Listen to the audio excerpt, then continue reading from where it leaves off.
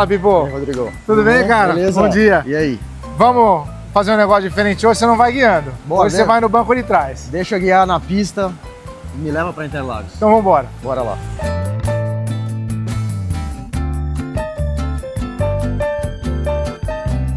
Bom, Pipo, estamos aqui no Gênesis, só tem dois no Brasil. Dois? Achei que Só tinha tem dois. Esse aqui é um carro que a presidência da Hyundai faz uso.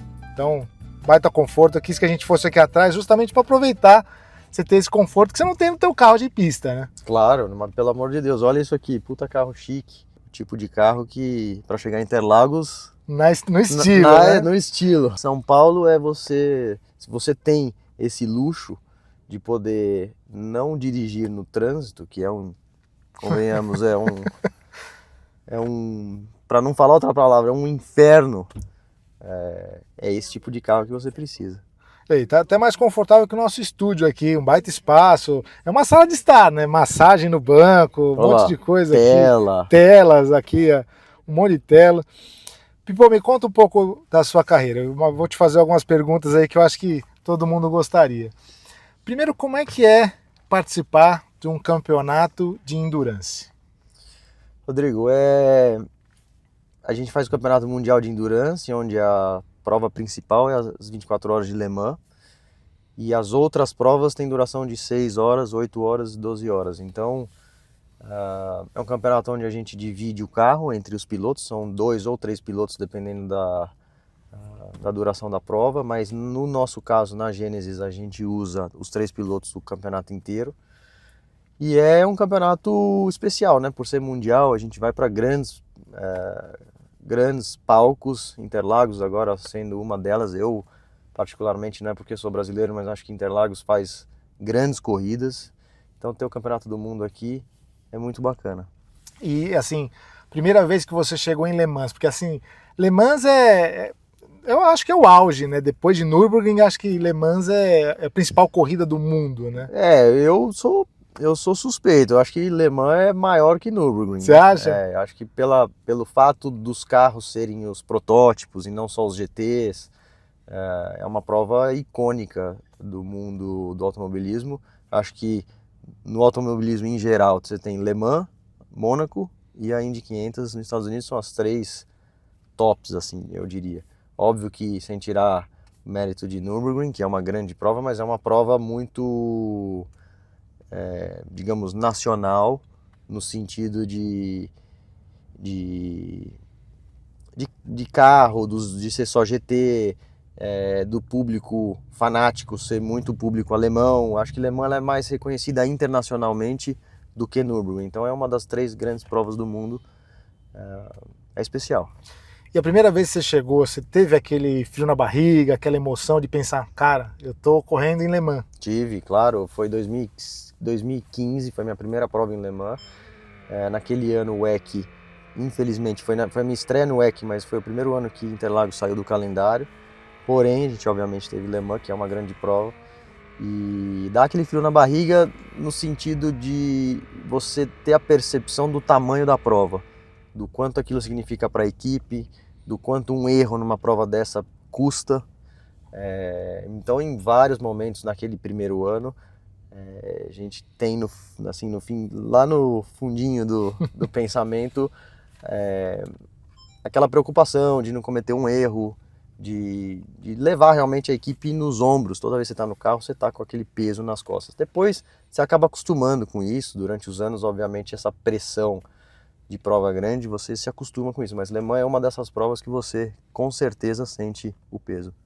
E você como piloto, qual é a sua relação com a equipe no sentido de desenvolvimento do carro? Olha, eu assinei com a Gênesis no final de 2024. Eu estava com uma carreira sólida nos Estados Unidos, já estava lá há algum tempo com outra montadora, ganhei 2 campeonatos e eu queria um desafio novo de carreira. E esse desafio novo não só em mudar de montadora ou mudar de equipe, mas em construir algo do zero. E com a Gênesis foi exatamente isso. A gente não só desenvolveu o carro do zero, mas a gente desenvolveu uma equipe como um todo, né? Caramba. Quando eu assinei, era só eu e o André Lotterer, a gente não tinha nenhum engenheiro ainda na equipe. Então eu vi essa equipe crescer de 2 pilotos para hoje mais de 100 pessoas trabalhando na equipe. Então esse tipo de projeto é muito legal. Obviamente que não só você tem essa questão humana, né, de criar uma equipe do zero, como desenvolver o carro. Então a gente fez esse trabalho inteiro durante o ano de 2025, tivemos nossa primeira corrida esse ano em Imola, então já vem aí 1 ano e meio de trabalho, de 2 pilotos confirmados para mais de 100 pessoas na equipe e um carro que era até então inexistente e hoje está correndo, já fez as 24 horas de Le Mans. Então você vê, num período de 500 dias do anúncio até a primeira corrida, a gente conseguiu fazer tudo isso. Então você acompanhou toda a construção do carro, Tudo, todo o do desenvolvimento do zero. Legal. E o que você sente ou percebe que é feito na pista, construído no carro de pista e que acaba num carro de rua? Bom, para quem não sabe, no Campeonato Mundial de Endurance a gente tem, o regulamento tem os carros híbridos. Então a gente tem o motor a combustão com o motor híbrido. Obviamente que num campeonato de competição você tem a homologação dos carros. Então até certo ponto, antes de homologar, você desenvolve e depois da homologação você congela.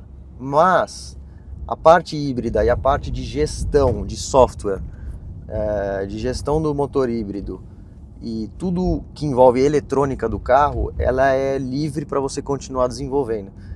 Durante o ano, durante os anos, enfim, muda. Você pode pedir autorização para trazer um update no carro, na parte de motor e na parte de aerodinâmica, mas para o software você não precisa, você pode trazer a atualização a cada corrida.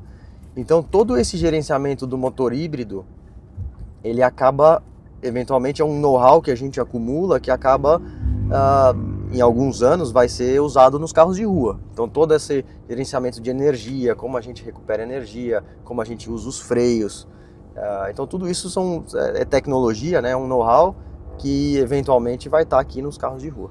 A gente já viu grandes exemplos, né? ABS, direção hidráulica começou em pista, uma série de aerodinâmica, né? Que é um Sim. negócio hoje que é extremamente importante também. Sempre foi, mas hoje talvez seja mais com os carros elétricos, híbridos, para você ter toda a eficiência energética que o carro precisa. Então você ajudou a desenvolver, você ajudou a construir, e aí você vai sentindo e avaliando e vai mexendo no carro durante o campeonato, fazendo essas atualizações, sim, novas peças, novas partes, e tudo pode acabar num carro de rua. Assim, até um certo ponto, obviamente, você desenvolve, óbvio que partes não vão acabar no carro de rua porque é um carro de corrida, claro, mas na questão de gerenciamento de energia, de software, de entender qual é a forma mais eficiente de usar um motor híbrido, tudo isso vai acabar no carro de rua, com certeza. Por exemplo, aqui hoje a gente está num Genesis, que é um carro que não tem à venda no Brasil, é uma divisão de alto luxo da Hyundai, como a gente disse no começo do vídeo, quem usa esse carro é a presidência da Hyundai aqui no Brasil, só tem 2 unidades que a Hyundai trouxe. Nós estamos falando aqui de um 3.5, um motor 3.5 biturbo, né, com um supercharger elétrico que tira o lag da turbina, que é aquela fase onde a turbina não consegue empurrar o motor. Então tudo de mais moderno aqui, eixo traseiro esterçante, enfim. É um alto luxo, é um Hyundai como você não imagina. E você tem hoje qual carro? Hoje eu tenho uma Santa Fé de 7 lugares, mas eu troquei faz pouco tempo. Eu tinha um Genesis GV70, que é um SUV pequeno, só que a família é grande, né? Eu tô com 3 filhos e liguei pro meu chefe e falei assim, olha, eu preciso de um carro um pouquinho maior, você consegue ajudar? E aí migrou Eles trocaram para um Santa Fé de 7 lugares. E olha, sensacional o carro. A Hyundai tem feito um trabalho sensacional. O carro, toda a questão de multimídia, o som, até propriamente o drivetrain, né? O motor e tudo que envolve. O meu é híbrido, o meu é um plug-in hybrid. Então, tanto eu posso carregar como deixar ele carregar sozinho. Deixar ele carregar sozinho ou não carregar, usar só o motor a combustão. Então é muito legal, o carro é muito bacana. Agora, esse carro aqui, né, falando da Genesis em específico, é um carro de alto luxo. E esse carro aqui, por exemplo, é perfeito para São Paulo, né? A gente estava falando no começo quando a gente saiu ali do hotel, o quanto é importante talvez para um executivo, e aqui em São Paulo a gente tem muito disso, né? As pessoas estão trabalhando das 7 às 18, quanto é importante você ter um carro que você pode estar aqui no banco de trás, indo de uma reunião a outra, podendo ter o conforto Sim. de um escritório e poder trabalhar, fazer suas ligações. Olha isso aqui. Não, tem uma tela aqui que controla tudo. Você ficar parado no trânsito, não tem coisa melhor. E ninguém imagina que é um Hyundai, né? Alto luxo aqui. Nós temos, como eu disse, massagem no banco, tem uma tela que controla todo um sistema de entretenimento do banco, de massagem. A porta abre sozinha, você aperta o botão, a porta abre. Enfim, baita luxo. O que eu acho interessante é que assim, existe, obviamente, a Hyundai Brasil, e por muitos anos, ela é, de certa forma, sinônimo de um carro mais popular. O que é impressionante da Hyundai nos últimos anos é como ela consegue trazer muita tecnologia e conforto no que, na cabeça das pessoas, é realmente uma marca popular. Agora, quando você vem para um Genesis, obviamente que tem mais luxo, mas embaixo do carro, ele é um carro extremamente bom, fácil de pilotar, assim como é o Hyundai. E eu fiquei impressionado assim com a marca em si.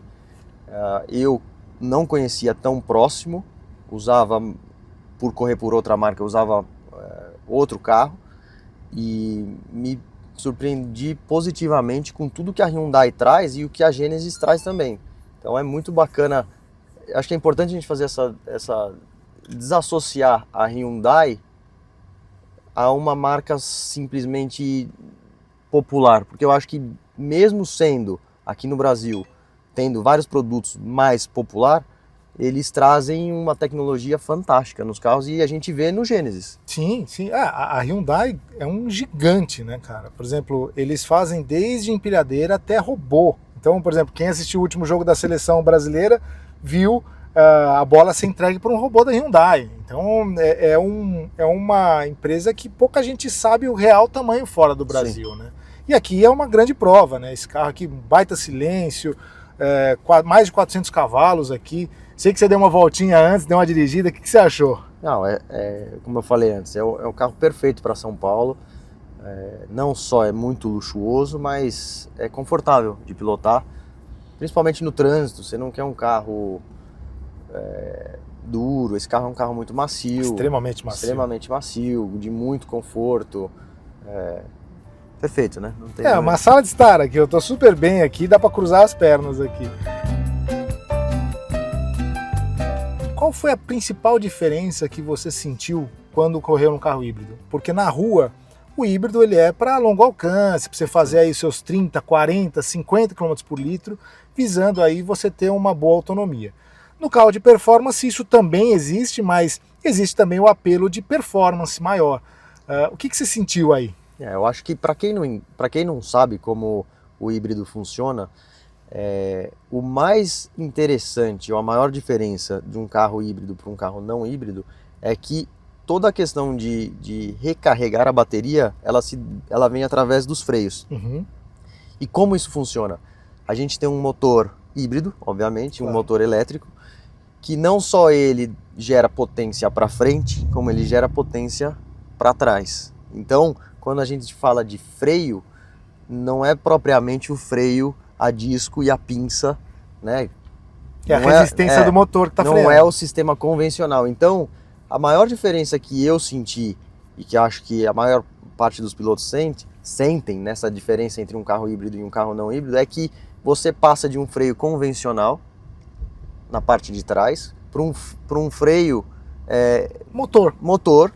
Só que o grande problema é que a gente não só usa o freio motor, a gente tem que fazer uma combinação do freio normal, convencional, com o freio motor. Caramba! Então o carro tem um sistema, tem um computador, obviamente, que faz esse balanço entre o freio motor e o freio normal. Então você sente isso no início, principalmente no início do desenvolvimento, você conseguir sincronizar o motor híbrido com o freio normal para a parte de frenagem é muito difícil, é um ajuste muito, muito fino. Então, todo esse know-how que a gente já falou, eventualmente vem para a pista, a gente está constantemente melhorando, né? A cada corrida, a cada teste que a gente faz, a gente tenta fazer com que o piloto sinta o menos possível essa transição ou essa mescla entre o freio normal e o freio híbrido. Então esse acho que é a grande diferença. Agora, voltando um pouco mais, né, no tempo, eu quando comecei a correr de Fórmula, os câmbios ainda eram na mão, né? Caramba. Então, H, né? Não era o H, já era o sequencial. Ah, já era sequencial. Mas hoje em dia é tudo eletrônico, né? Então, nos carros que a gente corre aqui no Campeonato Mundial de Endurance, é tudo eletrônico, o câmbio é atrás do volante, a embreagem é na mão. Na minha época a embreagem era no pé ainda. Caramba, na mão? É, a embreagem é na mão, aqui é uma Paleta. É uma paleta embaixo aqui do volante. Então você sai, obviamente, a gente não precisa da embreagem porque a gente sai com motor híbrido elétrico. Uhum. Porém, a gente pode sair com a embreagem com o motor ligado também. Então você usa a embreagem na mão. Enfim, então hoje a tecnologia ela chega e, né, não vai embora. Ela vem para melhorar a nossa vida, porém ela exige muito mais desenvolvimento e muito mais maior atenção realmente para você conseguir fazer o ajuste fino, que acaba trazendo performance e eventualmente acaba chegando nas ruas. E o foco no híbrido para a pista é mais para performance ou mais para alcance, mais para autonomia? A autonomia também é performance na pista, então Boa. Acaba sendo os dois, obviamente. Quando a gente fala de uma corrida de longa duração, quando você consegue, digamos em Le Mans, você tem, vamos dar um exemplo aqui, sei lá, 20, 30 pit stops na corrida. Se você consegue talvez imprimir o mesmo ritmo, aumentar uma volta num stint, o stint, para quem não sabe, é o tanque de combustível, né? A cada vez que a gente sai do box, a gente faz um stint até a próxima parada. Se a gente consegue aumentar uma volta em cada um desses stints, a gente reduz um pit stop. Claro. Pode não parecer muito, pode talvez não ter a influência, porque talvez teve um safety car ou a corrida foi neutralizada por algum acidente, porém, se for uma corrida verde do começo ao fim, faz toda a diferença entre vitória e talvez segundo, terceiro ou até mesmo um resultado pior. Então você maximizar esse potencial que o híbrido traz, não só na potência, né, na saída de curva, como por exemplo você mencionou o turbo lag, a gente tem um carro turbo e é inevitável que exista o turbo lag, só que a gente usa o híbrido para suprir esse lag no início da aceleração, de cada saída de curva. Então, não só você maximizar isso, como também na autonomia, que vai reduzir o pit stop da corrida, que eventualmente, de certa forma, é performance. Claro. Putz, é muito legal, porque realmente, é o que você está falando, 6, 12 ou 24 horas, imagina, são quantos pit stops em média você faz uma corrida de 24 horas? Então, a gente faz uns 20...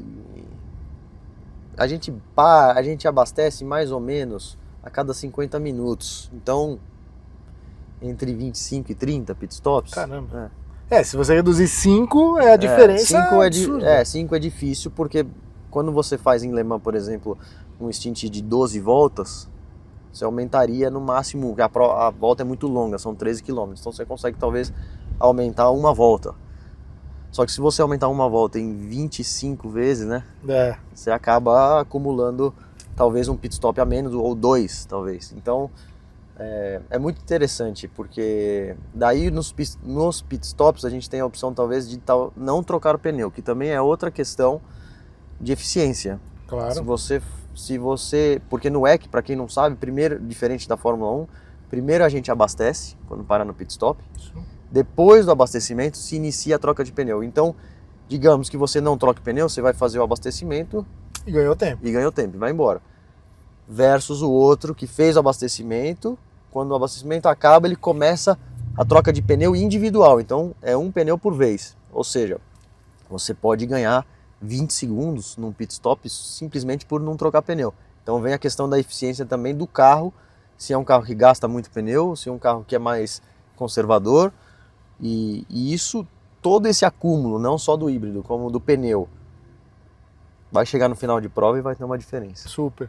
E você escolhe ou é o carro que gerencia se você vai andar no modo a combustão ou no modo elétrico? Não, a gente anda integralmente nos dois. Sim, ele vai mesclando. Ele vai mesclando. Mas você não tem uma tecla que nem num carro híbrido, você não... eu quero andar só no elétrico agora. Não, a gente sai do box só no elétrico. Então, por isso que aqui, para quem não conhece ou para quem vai vir ver pela primeira vez, você vai ver que o carro vai sair do box silêncio. No silêncio. E aí quando a gente solta a embreagem, o híbrido, o motor a combustão aciona. E é muito legal, porque sai naquele barulhinho e aí faz o barulho do motor a combustão no meio do pit lane. Então é muito bacana. Mas durante a pista, assim, a prova, o híbrido e a combustão, eles andam em conjunto. Você também, por exemplo, acabou a gasolina, no meio da volta você tem ainda um pouquinho de energia. Dá para chegar. Dá para chegar? É, dependendo do tamanho da pista, dá para chegar. Cara, que legal. Então você tem esse suporte, obviamente, mas você consegue vir até o box. Então só vantagem, né? Só, óbvio que tem a questão do peso, sim, né? Porque o motor híbrido pesa. Mas... E a bateria também. A bateria também, obviamente, mas são os prós e cons do híbrido versus um carro só a combustão. Mas acho que hoje em dia tem muito mais pró do que contra, né? Você poder fazer toda esse gerenciamento da energia que te traz um benefício na autonomia para uma cidade como São Paulo, por exemplo, você poder parar e o carro ficar em silêncio. Faz toda a diferença. Faz toda a diferença. Até não só no conforto, sim, né? Mas numa viagem de longa duração, por exemplo, a gente acabou de fazer uma viagem até o Rio de Janeiro e voltamos com carro elétrico e com carro híbrido. Você sente, porque não tem o barulho do motor o tempo inteiro, vibração. Sim. Numa viagem longa você acaba chegando até mais descansado. Muito, né? Mais. Imagino você também, com esse suporte num carro híbrido aí na corrida, você também tem menos vibração, menos um monte de coisa. No nosso caso na corrida não, porque os dois estão sempre ali entrando, né? Juntos. No único momento que a gente não tem é propriamente na saída do box, que a gente não tem o motor a combustão ligado. Mas com certeza na questão de autonomia, na questão de... Até para sair do box, né? Em questão de conforto, digamos, é muito mais fácil você sair do box com o motor elétrico, híbrido, né? O elétrico do híbrido, para depois ligar o motor a combustão, do que você ter que sair com o motor a combustão ligado, porque nos carros de corrida a embreagem é muito sensível. Então para você conseguir dosar a embreagem, diferente de um carro de rua, para você conseguir dosar a embreagem para começar a iniciar o movimento do carro, é um estresse, assim, não é fácil. Então, nessa questão de conforto, 100% híbrido. Estamos chegando aqui já em Interlagos. Entrando no portão 7, portão icônico de Interlagos. Muitos grandes nomes já passaram aqui, né? Muitos. Inclusive você. Agora eu.